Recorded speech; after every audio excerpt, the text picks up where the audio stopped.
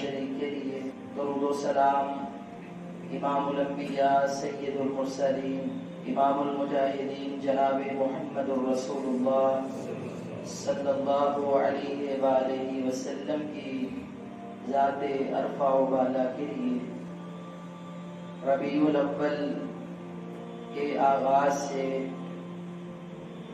مسلمانوں کے کچھ خطوں میں اجتماعی طور پر ایک ماحول، ایک لہر اور ایک کانفرنسز اور پروگرامز کا سلسلہ شروع ہوتا ہے، اور یہ آمد اس مہینے کا آغاز خوشیوں کے ساتھ اور دن بدن گزرتے ہوئے دنوں کے ساتھ بدعات میں ترقی اور اس کو رواج دینے کے ساتھ ہو رہا ہے۔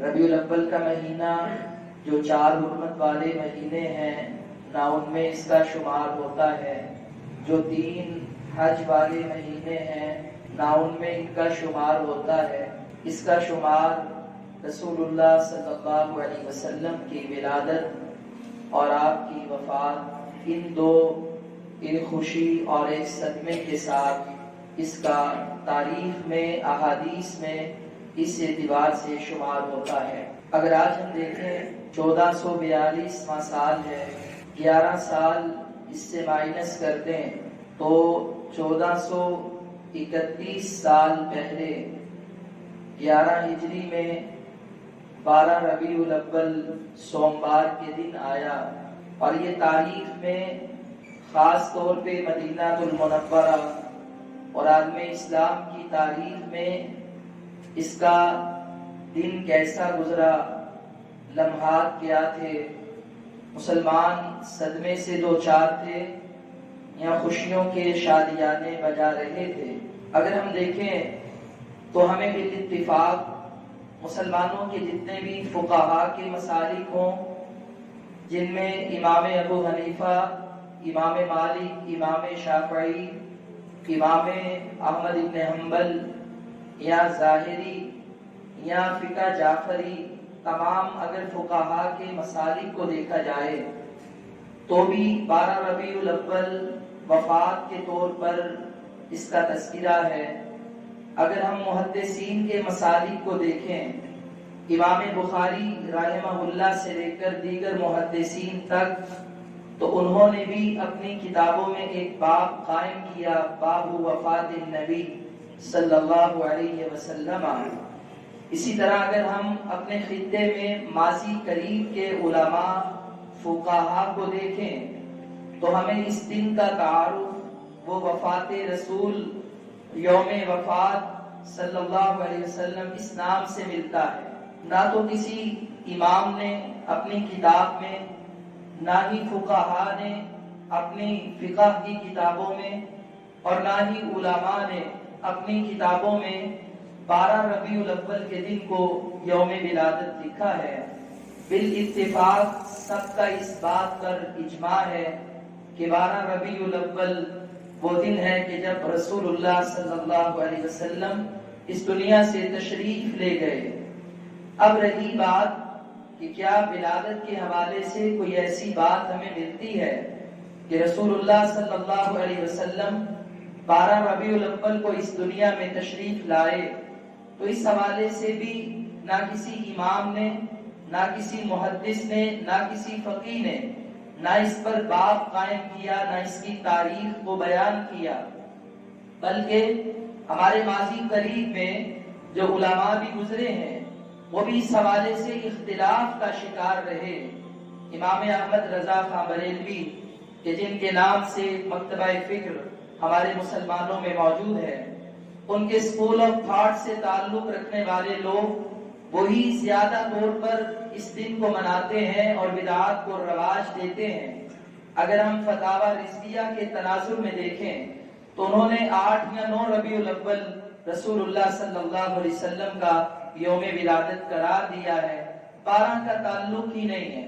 اور اس سے اگر ہم پیچھے جائیں تو ہمیں شیخ عبد القادر جیلانی رحمہ الباری وہ بھی ملتے ہیں، تو وہ محرم الحرام کا مہینہ، وہ کہتے ہیں اس مہینے میں رسول اللہ صلی اللہ علیہ وسلم پیدا ہوئے۔ 12 ربیع الاول کا تصور ان کے ہاں بھی موجود نہیں۔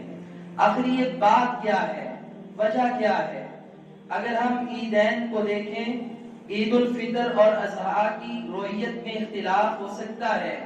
مسلمان یہ آپس میں خطے کی بنیاد پہ بات کر سکتے ہیں کہ یہاں پہ آج یکم تاریخ ہے یا نہیں، یا یہاں پر ہے 10 تاریخ یا نہیں، لیکن عید الفطر کی یکم شوال میں کسی کا اختلاف نہیں ہے۔ 10 ذو الحجہ یوم النحر عید الاضحیٰ کے عید کے دن میں تاریخ میں کسی کا اختلاف نہیں ہے۔ اختلاف کیوں نہیں ہے؟ کیونکہ رسول اللہ صلی اللہ علیہ وسلم مدینہ میں تشریف لائے، اللہ نے رمضان المبارک کا مہینہ دیا، رمضان کا مہینہ ختم ہوتا ہے، آپ یہ عید مناتے ہیں، صحابہ کو لے کر باہر جاتے ہیں، عید کی نماز پڑھاتے ہیں۔ ایک بار نہیں 10 بار زندگی میں یہ دن آیا، نبی علیہ السلام نے عیدین کو منایا، جو طریقہ ہمیں دیا وہ ہمارے سامنے ہے۔ خلفائے راشدین کا دور آیا، انہوں نے بھی یہ دن منائے، اس کے بعد یہ چلتے ہوئے آج امت میں موجود ہیں۔ اختلاف اس لیے نہیں کیونکہ کبھی بھی اس دن کے منانے یا نہ منانے پر بحث ہی نہیں ہوئی، نبی علیہ السلام کا، صحابہ کا طریقہ ہمیں ملتا ہے، اس لیے آج ہمیں ان موقعوں پر اور ان تاریخوں میں اختلاف نہیں ملتا۔ صحابہ کرام کو کہا گیا قربانیاں ذبح کریں، آگے آگے پیش پیش، اللہ کے نبی میں کبھی استطاعت ہے تو آپ نے ایک مینڈا ذبح کیا، کبھی استطاعت ہے ایک گائے ذبح کی، کبھی استطاعت بڑھی 100 اونٹ ذبح کر دیے۔ یہی کام صحابہ کرام رضوان اللہ علیہم اجمعین سنتوں میں آگے بڑھتے ہوئے نظر آئے، لیکن یہ کام اگر ولادت کے دن پر رسول اللہ صلی اللہ علیہ وسلم کے دور میں آگ تو موجود تھی، روشنیوں کے سامان بھی موجود تھے، چراغ بھی موجود تھے، چراغوں میں ڈالنے کے لیے تیل بھی موجود تھا، لوگ روشنیاں حاصل کیا کرتے تھے۔ اگر اللہ کے نبی نے اس دن کو چراغاں کرنے کا حکم دیا ہوتا، اپنی ولادت کے دن کو منایا ہوتا، تاریخ میں اختلاف نہ ہوتا، کبھی دن میں اختلاف نہ ہوتا، وہ صحابہ جو اللہ کے نبی کے اشاروں پر اپنی گردنوں کا لہو بہا گئے، وہ چراغ جلانے میں کبھی کنجوسی نہ کرتے، وہ کبھی یہ کام کرنے میں پیچھے نہ رہتے، وہ کبھی مدینہ سجانے میں پیچھے نہ رہتے، لیکن بات یہ سمجھ آئی کہ اختلاف اس لیے ہے کہ یہ کام رسول اللہ صلی اللہ علیہ وسلم نے نہ کیا ہے اور نہ ہی صحابہ کو کرنے کا حکم دیا ہے۔ آپ سے ایک دن سوال کیا گیا، کیونکہ ہمارا انداز یہود و نصارہ کی روش میں مسلمان جیسے رسول اللہ صلی اللہ علیہ وسلم نے فرمایا کہ تم ایک وقت آئے گا ضرور یہود و نصارہ کے پیچھے چلو گے۔ اللہ کے نبی کیسے پیچھے چلیں گے؟ کہا کہ قدم با قدم، شانہ بشانہ، پاؤں با پاؤں، یعنی جہاں پہ ان کے قدم ہوں گے وہیں پہ پیچھے تمہارے قدم ہوں گے۔ جیسے ایک ہاتھ کو دوسرے ہاتھ میں سائز میں فرق نہیں ہوتا، تم میں اور ان میں فرق نہیں ہوگا۔ جیسے ایک جوتے کے دائیں اور بائیں میں فرق نہیں ہوتا، تم میں اور ان میں فرق نہیں ہوگا۔ اس طرح تم ان کی اتباع میں، ان کی پیروی میں، ان کی نقل اور نقالی میں چلو گے۔ فرمایا حتیٰ کہ اگر تمہیں سانڈے کے بل میں داخل ہونا پڑے تو تم ہو جاؤ گے۔ اس کا مطلب کیا ہے؟ ایک بل میں گھسنا ناممکن کام ہے۔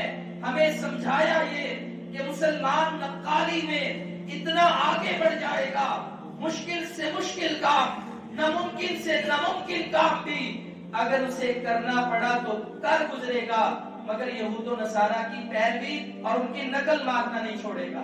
آپ نے یہ پیش گوئی فرمائی، پہلے بتا دیا، اور آپ دیکھ لیں یہ یہود و نصارہ کا کلچر، ان کا کام ساری زندگی والدین کا احترام کریں نہ کریں، مرنے کے بعد ایک برسی منا لو، پیرنٹس ڈے منا لو، عورتوں کو عزت و حقوق دو یا نہ دو، کوئی پرواہ نہیں، سال کے بعد ایک ویمنس ڈے منا لو، مزدوروں کا استحصال کریں، سرمایہ دارانہ نظام غربا پہ مسلط کریں، لیکن سال کے بعد ایک مزدوروں کا دن منا لو، ایک ٹیچرز کا دن منا لو، ایک والدین کا دن منا لو۔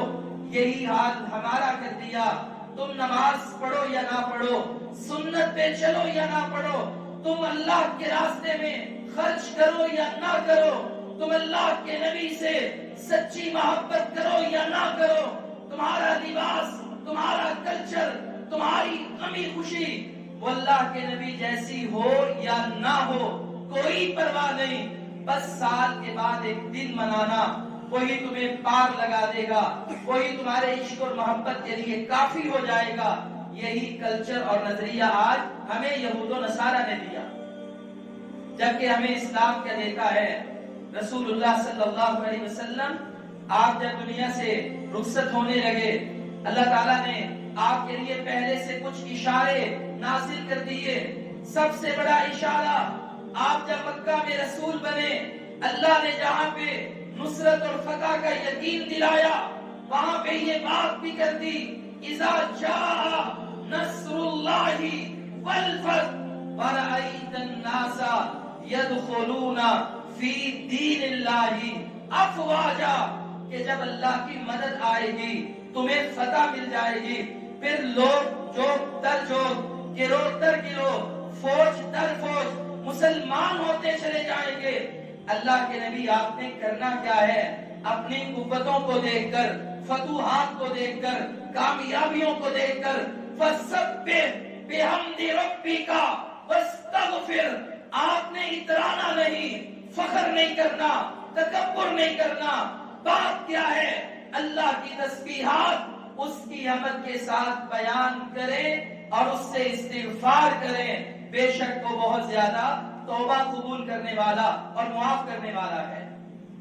جب مکہ فتح ہوا، نبی علیہ الصلوۃ والسلام نے نماز کا حصہ بنا لیا۔ آپ رکوع میں جاتے دعا پڑھتے، سبحانک اللہم ربنا وبحمدک اللہم اغفر لی، پاک ہے اللہ تو اپنی تعریف کے ساتھ مجھے معاف کر دے۔ سجدے میں جاتے ہیں، یہ دعا پڑھتے ہیں، رکوع و سجود کی دعا کا حصہ بنا لیا۔ فَسَبِّحْ بِحَمْدِ رَبِّكَ وَاسْتَغْفِرْ، تسبیح بھی بیان کریں، استغفار بھی کریں۔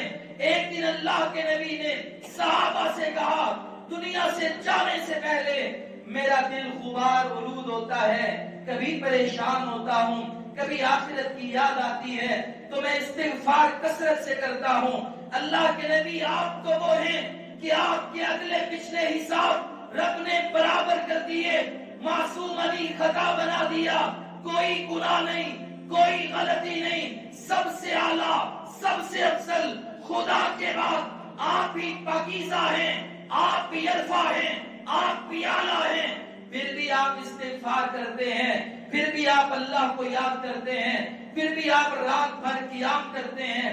تو جواب دیا، افلا اکون عبدا شکورا، میں بھی رب کا شکر گزار بندہ کیوں نہ بن جاؤں۔ یہ ہے وفات سے پہلے اللہ نے کچھ اشارے دیے، اللہ کے نبی آخرت کی تیاری کر رہے ہیں۔ مہینہ تو یہ بھی ربیع الاول کا، رسول اللہ صلی اللہ علیہ وسلم کو اللہ نے قرآن مجید میں اس بات کا حکم دیا، قل ان صلاتی ونسکی ومحیای ومماتی للہ رب العالمین۔ ہمارے نبی وہ انسان تھے، وہ بشر تھے۔ آپ جس گھر میں پیدا ہوئے، باپ کا نام عبداللہ، ماں کا نام آمینہ، دادا کا نام عبد المطلب، ہاشمی خاندان، اسماعیل کی اولاد سے ابراہیم آپ کے باپ۔ آپ جس گھرانوں میں شادیاں کرتے ہیں وہ آپ کے سسرال، آپ کا آنا بھی ثابت، دنیا سے جانا بھی ثابت، سمجھایا گیا یہ رسول ہے، تمہاری جانوں سے پیدا ہوئے، یہ آسمان سے فرشتوں کی طرح نازل نہیں ہوئے، جو پیدا ہوگا وہ فوت بھی ہوگا۔ اللہ کے نبی اعلان کر دیں، میری نماز، میری قربانی، میرا زندہ رہنا، ومماتی، اور میرا مرنا، للہ رب العالمین، اللہ رب العالمین کے لیے ہے۔ اگر موت آنا پیغمبر کو لازم نہ ہوتا، اگر موت آنا ہمارے نبی کی توہین ہوتی، میرا رب کبھی بھی اعلان نہ کرتا، کہہ دو میری زندگی، میری موت اللہ رب العالمین کے لیے ہے۔ دنیا میں ایک آئے تھے، وہ پروسیجر ہی الگ تھا۔ حضرت عیسیٰ علیہ السلام शिकमे मादर से पैदा हुए, बाप तो नहीं था, रियायत रब ने नहीं की, चलो ये अजनबी पैदा हुए, चलो इनका बाप नहीं है, एक मौजिजा है, चलो आसमान पे मैंने जिंदा उठा दिया, अब मौत और कब्र की वादियों घाटियों से चक्कर ना लगवाऊं। ऐलान कर दिया ईसा को अल्लाह ने पर रफ़अहुल्लाहु इलैहि, आसमानों पे उठाया है। ए नबी ऐलान कर दे कयामत से पहले वो दुनिया में आएंगे, जिंदगी बसर करेंगे, 40 का अदद 40 साल या फिर साल पूरे करके 33 और 40 तक का सफर पूरा करेंगे और वो भी दुनिया से रुखसत होंगे। उन पर भी मौत आएगी, वो भी कब्र में जाएंगे, वो भी क़यामत वाले दिन उठाए जाएंगे। कुल्लु नफ्सिन ज़ाइक़तुल मौत, ये जो आया है वो जाएगा भी, उसे इन कब्र की वादियों घाटियों से गुजरना पड़ेगा और कल क़यामत वाले दिन अल्लाह उसे यहाँ से उठाएगा। ओहद के मौका पर मुसलमानों के हौसले पस्त होने लगे। नबी अलैहिस्सलाम की शहादत की खबर सुनी, मेरे रब ने ऐलान कर दिया वमा मुहम्मदुन इल्ला रसूल, मोहम्मद सल्लल्लाहु अलैहि वसल्लम तो अल्लाह के रसूल हैं। वो आए कद खलत मिन क़ब्लिहि रुसुल, उनसे पहले भी रसूल आए और चले गए। ये भी दुनिया में आए हैं और जाना है। अगर ये फौत हो गए या शहीद हो गए, क्या तुम इनका रास्ता छोड़ दोगे? क्या तुम दीन छोड़ दोगे? क्या तुम मोहब्बत छोड़ दोगे? ये वो बातें हैं कि जो अल्लाह रब्बुल आलमीन मुसलमानों से करता है और रसूलुल्लाह सल्लल्लाहु अलैहि वसल्लम के बारे में पैगाम देता है कि आप दुनिया में आए हैं और आपने दुनिया से एक दिन जाना है। अल-यौमा अकमलतु लकुम दीनकुम, आयत का नज़ूल होता है, दुनिया खुशियां मनाती है कि दीन मुकम्मल हो गया। कितना एहसान हम पे हमारे रब का। एक बुजुर्ग रो रहे हैं, अबू बकर सिद्दीक इनका नाम है, रज़ी अल्लाह ताला अन्हु, उम्मत में सबसे ज्यादा अल्लाह के नबी के बाद ये मकाम रखने वाले हैं, सहीनो फकीर हैं। इनसे किसी ने पूछा कि आप रो क्यों रहे हैं? मकाम तो खुशी का है, मकाम तो फरहत का है, आप क्यों रोते हैं? जवाब दिया कि जब दीन पूरा हो जाए, शरीयत मुकम्मल हो जाए, कुरान पूरा उतर जाए, फिर पैगंबर की जरूरत नहीं रहती। अल्लाह आसमानों पे वापस बुला लेता है, दुनिया से रुखसत हो जाते हैं। कहा ये वफात का इशारा है, तुम्हें शायद अभी समझ ना आए लेकिन बाद में आ जाएगी। इसी तरह रसूलुल्लाह सल्लल्लाहु अलैहि वसल्लम आपकी जिंदगी को देखें, रमजानुल मुबारक आपका जो आखिरी गुजरा, आपने उसमें कुरान का पहले एक दौर करते थे, इस रमजान में 2 मरतबा कुरान मुकम्मल किया। पहले एतिकाफ आखिरी अशरा 10 दिन का करते हैं, इस आखिरी रमजान में एतिकाफ 2 अशरों का किया, 20 दिनों का किया। किस लिए किया? कि हो सकता है मेरी जिंदगी में दोबारा रमजान न आए, मैं इसको गनीमत बना लूं, और वाकई नहीं आया। रबीउल अव्वल में आप दुनिया से तशरीफ ले गए, हज का मौका था, जिंदगी का आखिरी हज है। सहाबाए किराम से कहते हैं खुजू अन्नी मनासिकाकुम, मुझसे अपने हज के तरीके सीख लो, सवाल कर लो सही कैसे करनी है, सवाल कर लो तवाफ कैसे करना है, सवाल कर लो कुर्बानी के क्या अहकाम है, हाजी को क्या करना है क्या नहीं करना। पूछ लो मुझसे जो पूछना चाहते हो सकता है दोबारा हज ना कर सकूं। ये हज भी आपकी जिंदगी का आखिरी साबित हुआ, क्योंकि बाद में मुहर्रम, सफर और रबीउल अव्वल में आप दुनिया से तशरीफ ले गए। कितनी ऐसी वाक़ियात और निशानियां हैं कि जिसमें आपने ये इशारा दिया कि ये मेरे जिंदगी के आखिरी गुजरने वाले लम्हात हैं। आपने हजरत मुआज रज़ी अल्लाह ताला अन्हु को दावत का मिशन देकर एक इलाके में रवाना किया। आपकी ये चाहत थी कि मैं मुआज को प्रोटोकॉल से मदीना से रुखसत करूं। हजरत मुआज बिन जबल हलाल और हराम के उम्मत के सबसे बड़े आलिम थे। जब ये रुखसत होने लगे میرے نبی نے سواری کی مہار پکڑی، ساتھ ساتھ باتیں کرتے اپنے یار کو، اپنے پیارے کو، امت کے اس ہیرے کو روانہ کرنا چاہا۔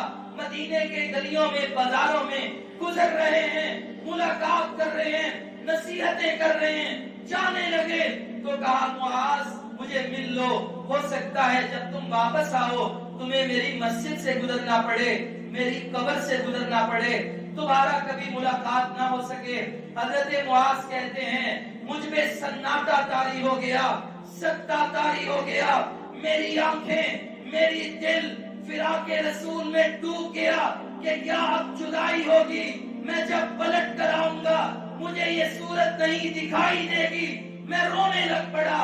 اللہ کے نبی نے حوصلہ دیا، پھر کہا کہ پیغمبر کا حکم ہے اگر دنیا سے انہوں نے جانا ہے تو کام تو مجھ کو بھی ان کی اطاعت میں کرنا ہے، چل پڑے۔ اور دوبارہ جب مدینہ میں آئے تو اللہ کے نبی علیہ السلام کے گھر نہیں بلکہ آپ کی قبر پہ آئے، ملاقات آپ سے نصیب نہ ہو سکی۔ رسول اللہ صلی اللہ علیہ وسلم کے پاس ایک عورت نے مسئلہ پوچھا، کہا اللہ کے نبی اگر میں آپ کو نہ پاؤں تو کس سے مسئلہ پوچھوں؟ یعنی حدیث کے الفاظ کہ یہ موت کا ذکر تھا، موت کا، میرے نبی نے یہ نہیں کہا کہ میں نے دنیا سے جانا نہیں یا تو میری توہین کر رہی ہے، فرمایا تو فاتی ابا بکر، تو ابو بکر کے پاس آ جانا اور اس سے مسئلہ پوچھ لینا۔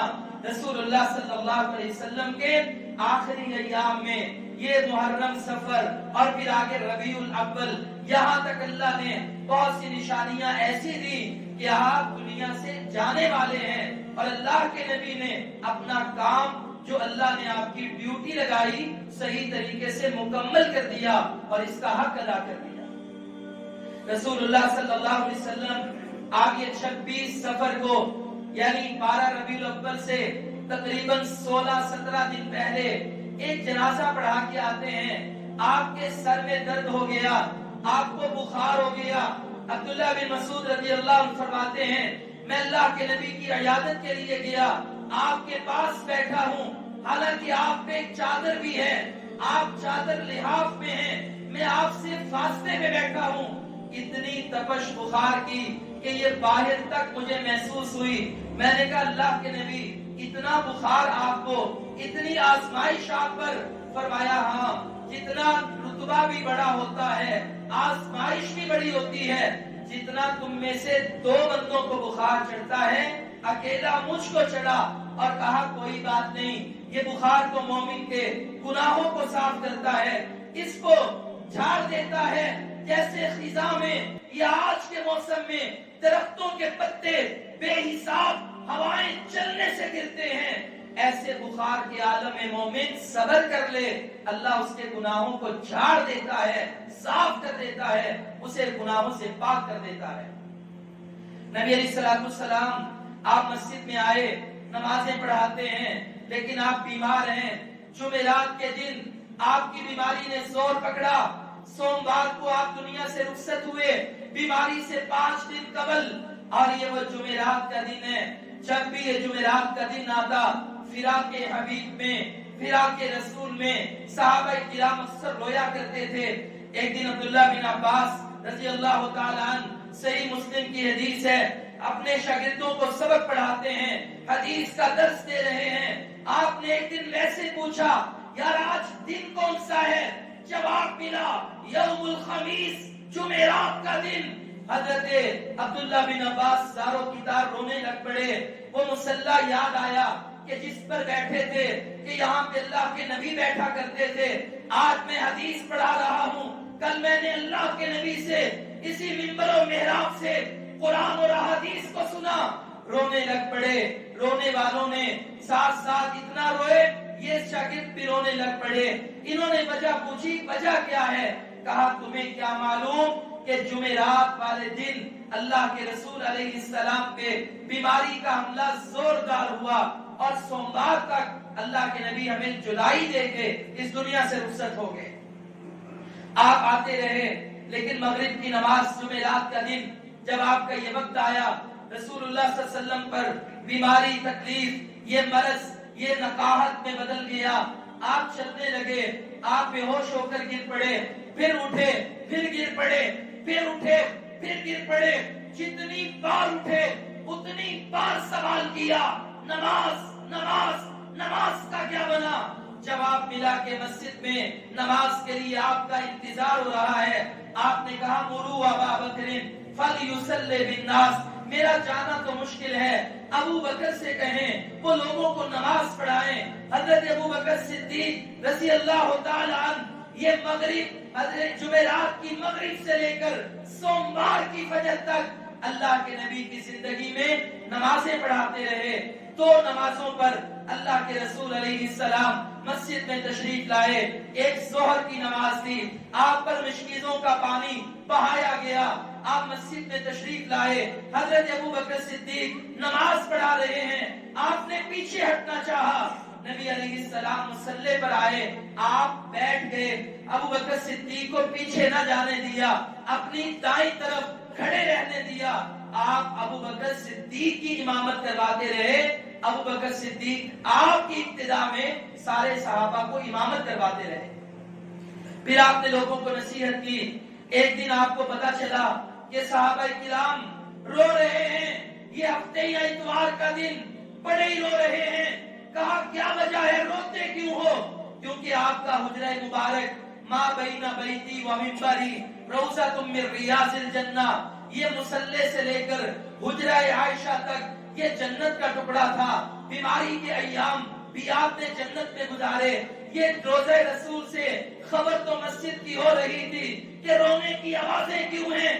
کہا صحابہ کرام آج آپ کو مسجد میں کئی دنوں سے نہیں پا رہے، کوئی اس ستون سے لگ کے رو رہا ہے، کوئی اس ستون سے، یہ تو وہ ہیں ایک لمحہ بھی اپنے نبی کی جدائی میں گزارتے نہیں تھے، تڑپتے روتے ہوئے کبھی مسجد میں آتے، کبھی بازار میں جاتے، کبھی آپ کے دروازے پہ دستک دیتے، آپ کا دیدار کرتے، ان کے سینوں میں ٹھنڈ پڑ جاتی، آنکھوں میں راحت محسوس کرتے، آپ کے دیدار اور آپ کے ملاقات سے آج اس لیے رو رہے ہیں۔ نبی علیہ السلام آئے، آپ نے سہارا لیا، فضل بن عباس اور ایک اور صحابی کے کندھوں پہ آپ مسجد میں تشریف لائے، بڑی مشکل سے منبر پہ بیٹھے، آپ نے کچھ نصیحتیں کی انصار کے بارے میں، حضرت ابوبکر صدیق کے بارے میں، کہا دنیا میں نے سب کے احسانات کا بدلہ دے دیا ہے، ایک بندہ ایسا ہے کہ جس نے آج پہ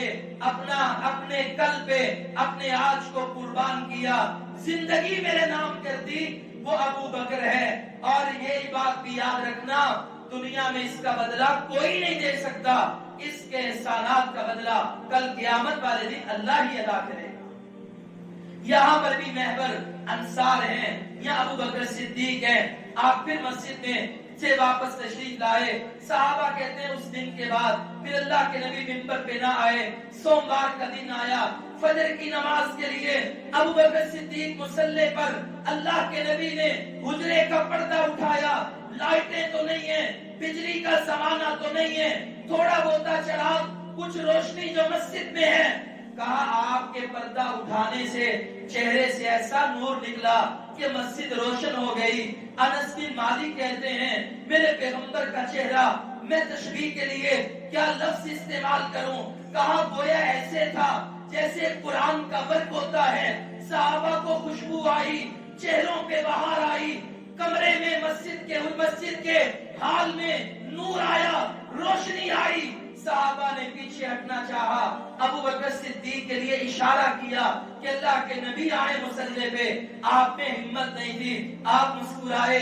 مسکراہٹ کس بات کی کہ آج آپ کتنے خوش ہوئے ہوں گے کہ جو میرا مقصد تھا لا الہ الا اللہ کی دعوت دے کر میں تنہا نکلا، آج یہ کارواں بن گیا، وہ چھوٹے سے حجرے سے جس مسجد کا آغاز کیا، آج یہ 10,000 اور اس سے زیادہ کے صحابہ پہ مسجد بن گئی۔ کس طرح یہ صفوں میں کھڑے ہو کر ایک امام کی امامت میں نماز ادا کر رہے ہیں، میرے نبی مسکرائے، یہ منظر دیکھ کے مسکرائے، رب کی عبادت میں دیکھ کر مسکرائے، وہ جو کل دست و گریباں تھے، جو کل اپنی برادری اور ذات کی بنیادوں پہ لڑائیاں کیا کرتے تھے، آج قدم سے قدم ملا کر شیر و شکر ہو کر بھائی بھائی بن کر نماز ادا کر رہے ہیں۔ وہ جنہیں کبھی اکٹھا کرنا ایک جھنڈے اور سائے میں، ایک امیر اور عمارت میں ان قبائل کو مشکل تھا، آج وہ ایک کلمہ لا الہ الا اللہ محمد الرسول اللہ صلی اللہ علیہ وسلم کی بنیاد پر مسجد میں اکٹھے ہیں، نماز پڑھ رہے ہیں، جن کی صبح کا آغاز ہی نماز سے ہو رہا ہے۔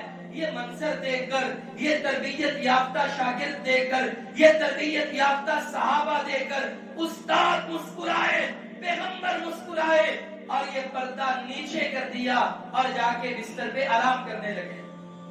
صحابہ کہتے ہیں بس وہ ایک آپ کی جھلک تھی۔ پھر یہ ہفتے سوموار کا دن رسول اللہ صلی اللہ علیہ وسلم 12 ربیع الاول آپ کی بیماری نے اور زور پکڑا۔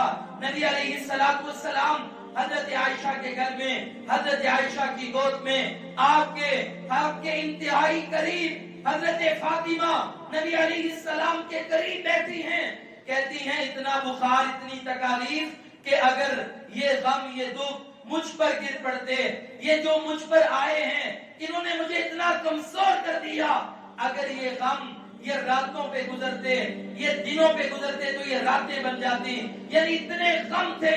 میں اللہ کے نبی کی تکلیف کو میں نے دیکھا، میں رونے لگ پڑی، میں نے کہا ہے میرے باپ کی تکلیف۔ اللہ کے نبی نے میرا ہاتھ پکڑا، کہا آج کے بعد تیرے بابا کو تکلیف نہیں آئے گی۔ تکلیفیں تو بڑی دیکھی، مکہ میں دیکھی، ظلم و ستم دیکھا، نفسیاتی روحانی تکلیفیں دیکھی، کسی نے جادوگر کہا، کسی نے مجنون کہا، اولاد رب نے دی، فوت ہو گئی، ایک فاطمہ زندہ ہے اب تک، تکلیفیں تو بڑی دیکھی، لیکن آج کے بعد تیرے بابا پہ تکلیف نہیں آئے گی۔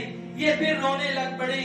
اللہ کے نبی نے کچھ سرگوشی کی، پہلے رو رہی تھی، پھر کھلا کے مسکرانے لگ پڑی۔ حضرت عائشہ رضی اللہ تعالیٰ عنہ فرماتی ہیں میں نے کبھی بھی ایک غم اور ایک خوشی ایک حالت میں ایک بندے میں نہیں دیکھی، مگر اس دن دیکھی۔ میں نے فاطمہ سے سوال کیا رونے کی وجہ بتا دیں اور مسکرانے کی، کہا اس وقت تو انہوں نے نہ بتایا، جب اللہ کے نبی دنیا سے چلے گئے پھر آپ نے بتایا کہ میں جب رو رہی تھی تو اللہ کے نبی نے مجھے دنیا سے جانے کی اطلاع دی کہ اب جانے کا وقت آ گیا ہے۔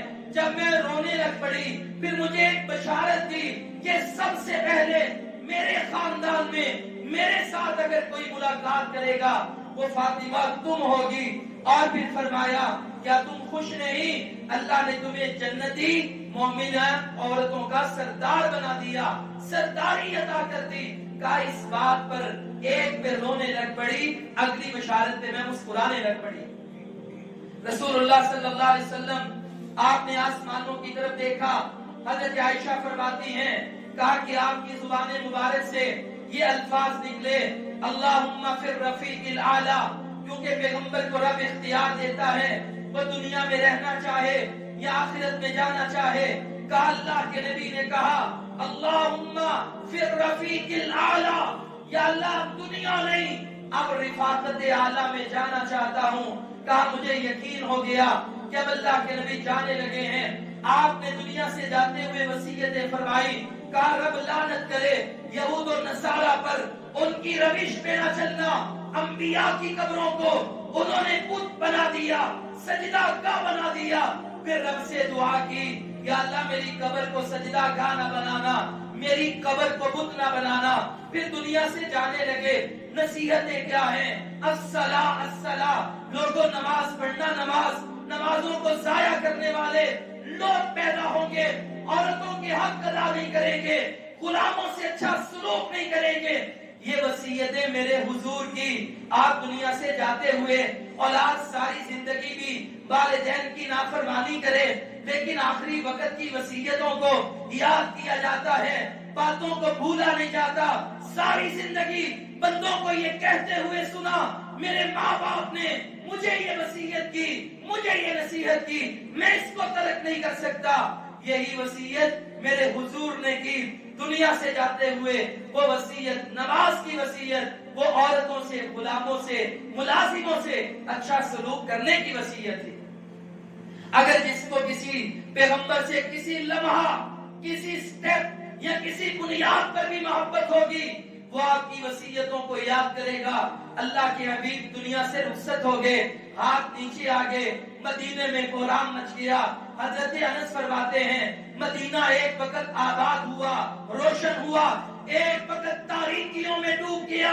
پوچھنے والوں نے کہا اس کا کیا مطلب؟ کہا جب یہ مکہ کا چاند آ کر مدینہ میں طلوع ہوا تو مدینہ روشن ہو گیا، پھر یہ چاند جب 12 ربیع الاول کو غروب ہوا مدینہ تاریک ہو گیا۔ ابو بکر صدیق سفر پہ ہیں، وفات کی خبر سنی، واپس آئے، آپ کے چہرے مبارک پہ بوسہ دیا، رونے لگ پڑے۔ اللہ کے نبی، اللہ کبھی بھی آپ پہ 2 موتیں جمع نہیں کرے گا، یعنی اب دنیا میں آپ نہیں آئیں گے، گئے اور گئے، بس قیامت والے دن اب آپ کو بھی اٹھایا جائے گا۔ مسجد میں تشریف لائے، صحابہ کرام جذبات پہ قابو نہیں پا رہے، وہ پیغمبر کی جدائی میں حضرت عمر فاروق جیسے، یہ 12 ربیع الاول ہے، سوموار کا دن ہے، 11 ہجری ہے، مدینہ رسول کی مسجد ہے، خبردار کوئی یہ بات کہے کہ اللہ کے نبی دنیا سے چلے گئے، میں اس کی گردن تن سے جدا کر دوں گا۔ موسیٰ علیہ السلام بھی گئے تھے 40 راتوں کے لیے، قرآن کہتا ہے تورات دینے کے لیے، آپ بھی اس طرح گئے ہیں، آ جائیں گے۔ حالات کنٹرول میں نہیں ہے، جذبات الگ الگ ہیں۔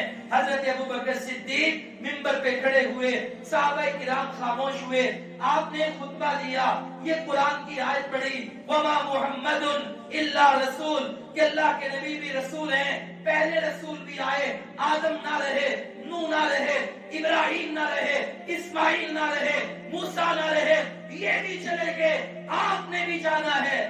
پھر کہا من کان یعبد محمدا فإن محمدا قد مات، جو اللہ کے نبی کی عبادت کرتا تھا اس کا رب تو فوت ہو گیا۔ ومن کان یعبد اللہ فهو ربہ حی لا یموت، جو اللہ کی عبادت کرتا ہے اس کا رب تو زندہ ہے، اسے کبھی موت نہیں آئے گی۔ مقصد تمہارا تو عبادت ہے، دنیا میں آنے کا مقصد تو عبادت ہے، تمہارا رب ہمیشہ زندہ رہے گا۔ جب یہ آیات پڑھی، جب یہ بات کی، جب یہ کنسپٹ پیش کیا تو حضرت عمر نے کہا ابو بکر اللہ آپ کو سلامت رکھے، اللہ آپ کو خوش رکھے۔ ایسا لگتا ہے کہ جیسے قرآن کی یہ آیات آج ہی نازل ہوئی، مجھے سمجھ آ گئی۔ حضرت رسول اللہ صلی اللہ علیہ وسلم کے صحابہ مدینہ چھوڑ رہے ہیں، کوئی فارس سے آیا تھا، کوئی روم سے آیا تھا، کوئی شام سے آیا تھا، کوئی غلاموں میں بکتا ہوا، حبشہ سے بلال آیا تھا، روم سے سہیب آیا تھا، فارس سے ابو ہریرہ، سلیمان آئے تھے۔ آج دل نہیں لگتا، مدینہ کی گلیوں میں روئے جا رہے ہیں، حضرت فاطمہ رو رہی ہیں، انس و بلال مجھے ایک بات بتانا، تمہاری جرت کیسے ہو گئی کہ تم نے نبی پہ مٹی ڈال دی؟ ساروں کی تاری یہ بھی رونے لگ پڑے۔ حضرت ابو بکر صدیق فرماتے ہیں میں نے ایک دن عمر رضی اللہ تعالیٰ عنہ سے مل کر پروگرام بنایا، ام ایمن کے گھر چلیں، پیغمبر اس کے گھر میں جایا کرتے تھے، آج یہ روایت ہم پوری کریں۔ ہم اس کے گھر میں گئے، وہ رونے لگ پڑی، اتنا روئی، ہم نے کہا رونے کی وجہ کیا ہے؟ کہا مجھے اللہ کے رسول یاد آ گئے، ہم بھی رونے لگ پڑے۔ وہ اللہ کے نبی کی جدائیوں میں جو رو رہے تھے، جو بات بات پر یہ کہہ رہے تھے کہ پیغمبر تو زندہ نہیں ہیں، سنتیں تو زندہ ہیں، وصیتیں تو زندہ ہیں، ترکت فیکم امرین لن تضلوا ما تمسکتم بہما، جو کتاب اللہ کو، سنت رسول اللہ کو تھام کر زندگی بسر کرتے رہے۔ پھر جو کھانے لگا، پوچھا تو یہ کھاتا کیوں ہے؟ کدو کیوں پسند کرتا ہے؟ کہا میرے نبی کی محبوب غذا تھی۔ کوئی راستے میں سفر کر کے پڑاؤ کرتا ہے، اے ابن عمر یہ کام کیوں کرتا ہے؟ کہا میرے نبی کو پسند تھا، آپ نماز اس طرح پڑھتے ہیں، میرے نبی کی نماز ایسی تھی، آپ وضو اس طرح کرتے ہیں، میرے نبی کا وضو ایسا تھا، آپ کا لباس ایسا ہے۔ جواب دیا میرے نبی کا لباس ایسا تھا۔